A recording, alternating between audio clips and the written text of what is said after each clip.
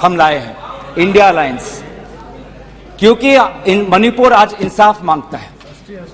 मणिपुर का युवा इंसाफ मांगता है, मणिपुर की बेटी इंसाफ मांगती है, मणिपुर के किसान इंसाफ मांगते हैं, मणिपुर के छात्र इंसाफ मांगते हैं। और मार्टिन लूथर किंग ने कहा है, मार्टिन लूथर किंग ने कहा है कि अगर कहीं भी नाइंसाफी हो तो वो हर जगह के लिए इंसाफ का खतरा बन सकता है।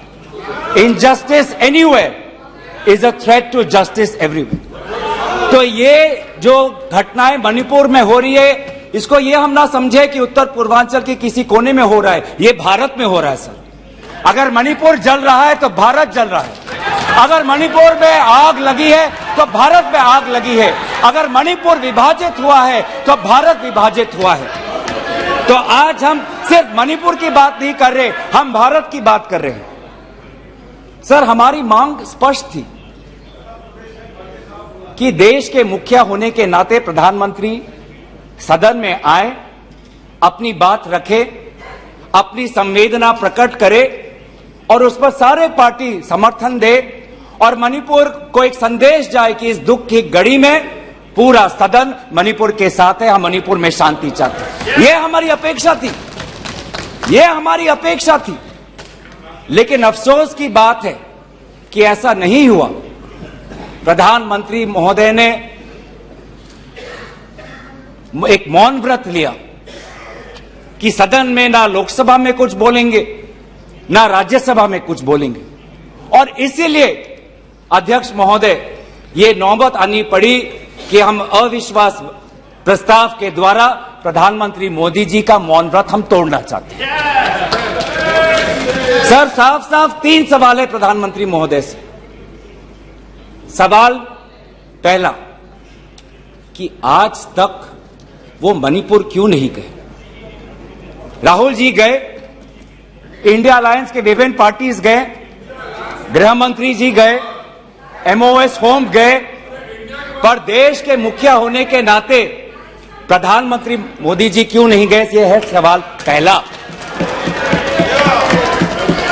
सवाल दूसरा कि लगभग 80 दिन क्यों लगे प्रधानमंत्री मोदी जी को मणिपुर पे कुछ बोलने के लिए, और जब बोले तो सिर्फ 30 सेकंड के लिए बोले,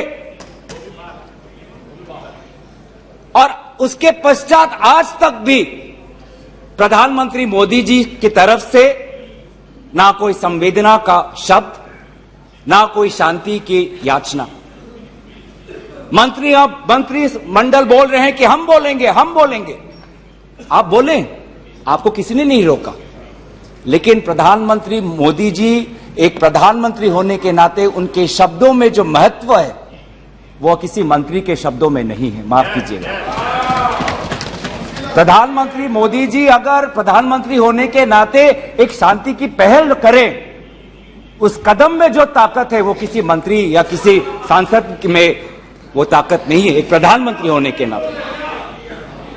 सवाल हमारा तीसरा कि प्रधानमंत्री जी ने आज तक मणिपुर के मुख्यमंत्री को बर्खास्त क्यों नहीं किया? आपने गुजरात में जब निर्वाचन आए, गुजरात में जब आपको अपनी राजनीति करनी थी तो गुजरात में मुख्यमंत्री बदल दिए, एक बार नहीं 2 बार। उत्तराखंड में निर्वाचन आ रहे थे तो उत्तराखंड में 1 बार, 2 बार, 3 बार, 4 बार शायद आपने मुख्यमंत्री बदल किए। त्रिपुरा में निर्वाचन आए तो त्रिपुरा में भी आपने निर्वाचन आपने से पहले आप मुख्यमंत्री को बदला। मणिपुर के मुख्यमंत्री में ऐसा क्या आपने विशेष आपका आशीर्वाद आप दे रहे हैं जिन्होंने खुद कबूल किया है कि आज मेरे कारण एक इंटेलिजेंस फेलियर हुआ है? ये 3 सवाल हैं सर, और शायद इन 3 सवालों का 3 उत्तर भी है। प्रधानमंत्री मोदी जी मणिपुर पर क्यों मौन हैं, शायद उस प्रश्न का उत्तर भी 3 है। पहला उत्तर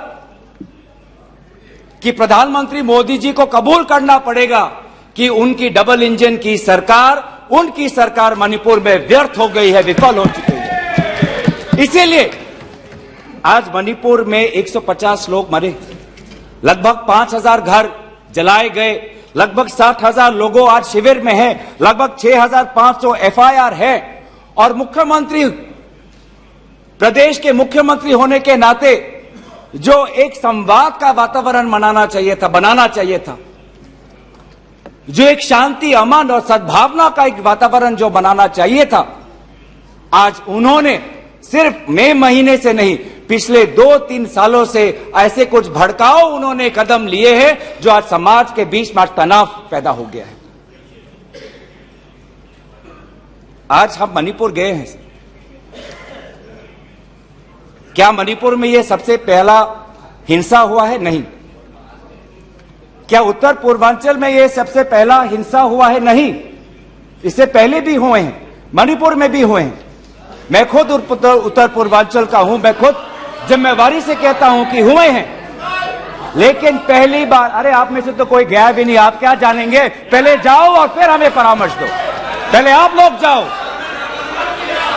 सर, हम गए और बहुत दुख हुआ कि हमने समाज में दो वर्गों